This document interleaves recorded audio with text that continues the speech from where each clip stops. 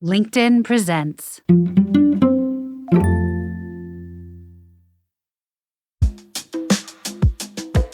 Good morning. I'm Michael Kovnat, and this is the Next Big Idea Daily, where smart ideas get served fresh 5 days a week.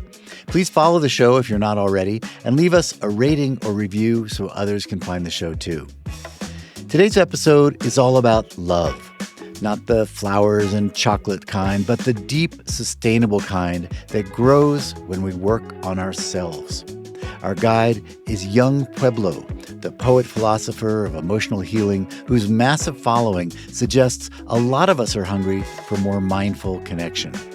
In his new book, How to Love Better, he shares how self-awareness, healing, and a good old-fashioned emotional check-in can transform not just your romantic relationships, but your entire life.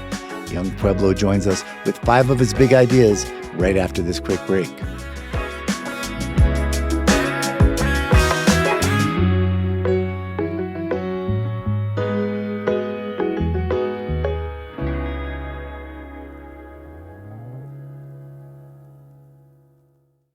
From LinkedIn News, I'm Leah Smart, host of Everyday Better, an award-winning podcast dedicated to personal development. Join me every week for captivating stories and research to find more fulfillment in your work and personal life. Listen to Everyday Better on the LinkedIn Podcast Network, Apple Podcasts, or wherever you get your podcasts.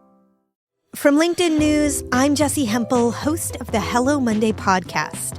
Start your week with the Hello Monday podcast. We'll navigate career pivots. We'll learn where happiness fits in. Listen to Hello Monday with me, Jessie Hempel, on the LinkedIn Podcast Network or wherever you get your podcasts.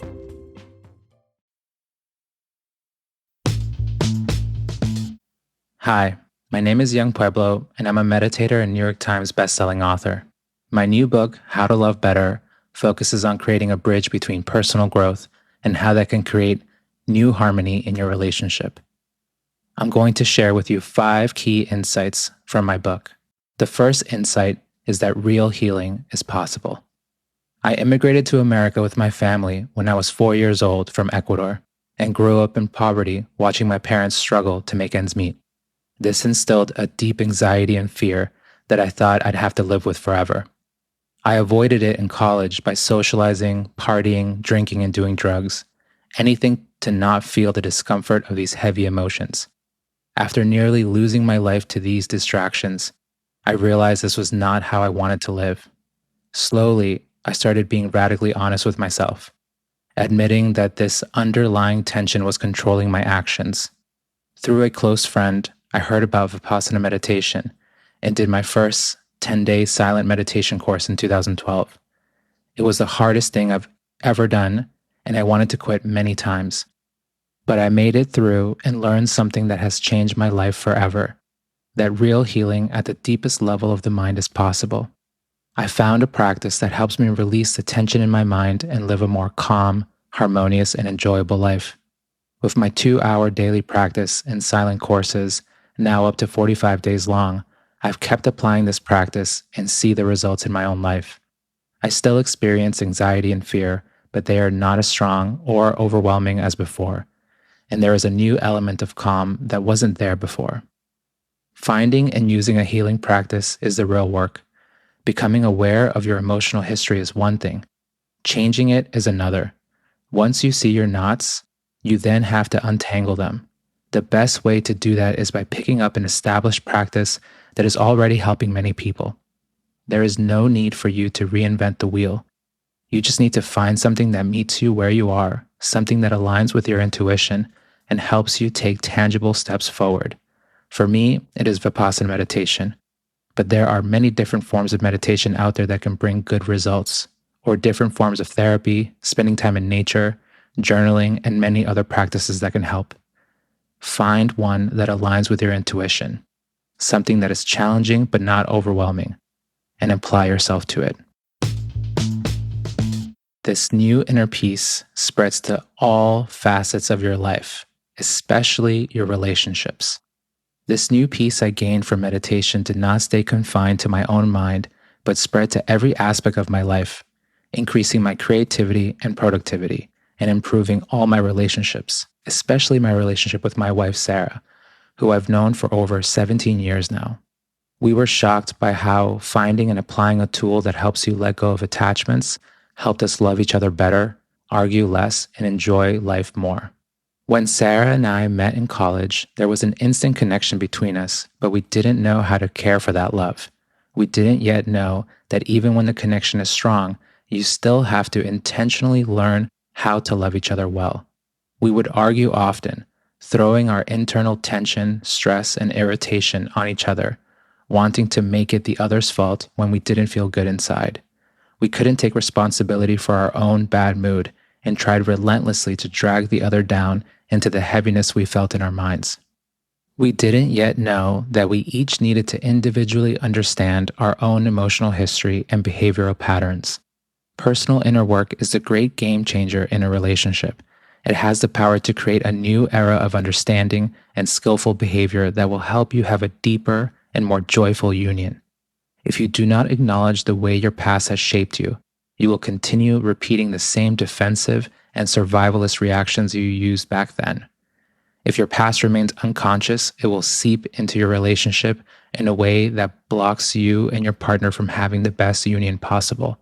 Only after you see yourself clearly can you work toward developing new habit patterns that are more conducive to supporting your own happiness and your partner's. Attachments block the flow of love. Forcing, controlling, possessiveness, manipulation, these are all variations of attachment. They are unmistakable blocks that stop love from flowing, and they create pressure on a relationship in a way that eventually breaks the connection. Love is meant to uplift. A partnership is meant to nourish. Attachment does the opposite. It is a self-centered approach to a relationship that can end something great before it even really begins. The biggest thing I have gotten from these 12 years of delving deeply into meditation is balance. Left to itself, the mind will crave instead of developing conscious goals. It will hate instead of having compassion and building boundaries. It will try to control everything instead of embracing change. Attachment is a deep form of inflexibility. One of the biggest internal things to overcome so that love can flow better between two people is attachment. The human mind has a powerful drive to crave for things to exist in a manner that is to our liking. But sometimes this drive will turn an unproblematic desire into a strong attachment that has gathered so much mental tension that we feel upset when things diverge from what we initially imagined. Love is meant to support the feeling of freedom when in the presence of your partner, but attachment can squander that feeling when you demand things to happen the way you want them to. The greatest enemy of love is attachment. Why? Because it tries to disguise itself as love. 2 relationship skills I learned the hard way: voluntary commitments and emotional check-ins. This one sounds simple, but has drastically changed the culture of my relationship with Sarah. During the first wave of the pandemic, we were living in a 1-bedroom apartment in New York City, and tension would escalate quickly between us when one of us felt off. We started checking in with each other informally each morning and in the early afternoon about how we were feeling.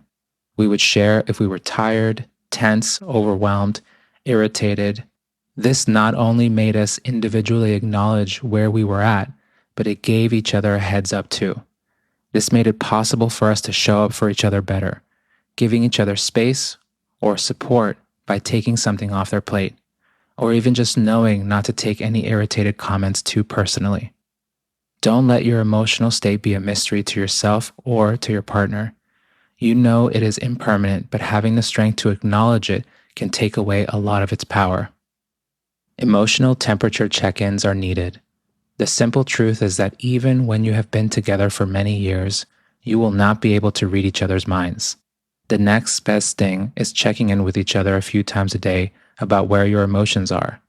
Letting each other know how your moods are shifting not only helps your communication, but it functions as a preventive measure so that you don't project your emotions onto each other. If you move through the day without acknowledging how you feel, it can be easy to unconsciously blame your partner for down moments that may have nothing to do with them.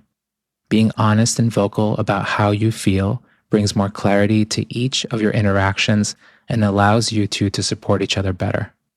Ask each other, how can I love you better? And act on it. It is helpful to get new information from your partner directly because just like you, they are an ever-changing being. Their preferences will slowly shift over time, and knowing them can help you better offer support as they move through their ups and downs. Relationships go through seasons, so it's good to check in regularly. Arguments are not about winning. They are about understanding. Arguments and disagreements in a relationship are natural, but learning how to navigate them compassionately is vital. The truth is that in an argument, victory is not winning. Understanding is. When you realize that love has nothing to do with dominance and everything to do with freedom, it becomes easier to focus on understanding each other as a way to conclude the argument instead of winning. Understanding is a generative emotion, whereas if you strive to win, that means the other person has to lose, which will naturally lead to the accumulation of resentment. Seeking to understand means you both welcome vulnerability, which will help deepen your connection. The following are some key practices of the art of arguing. Number 1, valid perspectives. You each have your own perspective on the matter, and each perspective deserves to be fully listened to without interruption. The only way the two of you can develop a full view of what happened between you is by bringing your two perspectives together. The key practice here is patiently taking turns to give each other the space to share before you have an open discussion about how to move forward. Number 2, practice selfless listening. Your ego will try to get in the way when your partner is sharing their side of things. The only way to combat this is by intentionally refocusing your attention on their words instead of thinking about how you want to respond to what they are saying. This is a practice of compassion. Let yourself be immersed in their view of things. See it from their angle. This can only work if you both take turns being the selfless listener. Number 3, be honest without being dramatic. The drive to be correct can make you embellish things. Can you be honest and express yourself without going overboard or being mean?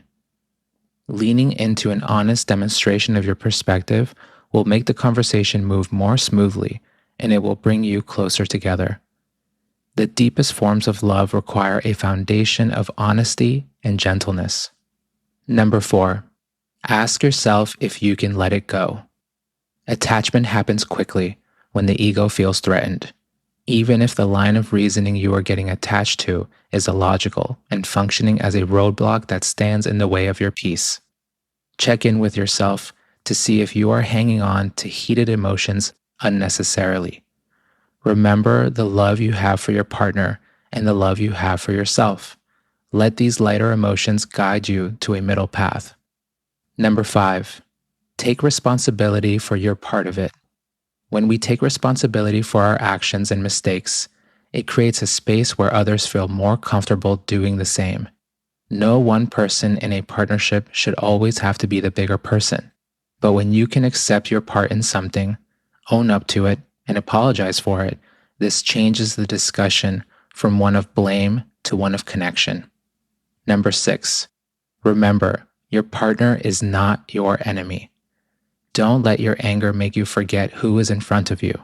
The person in front of you is not perfect, but they are still the one you love. Make sure to protect yourself, hold them accountable if necessary, but do not be overly confrontational. Thank you, Young.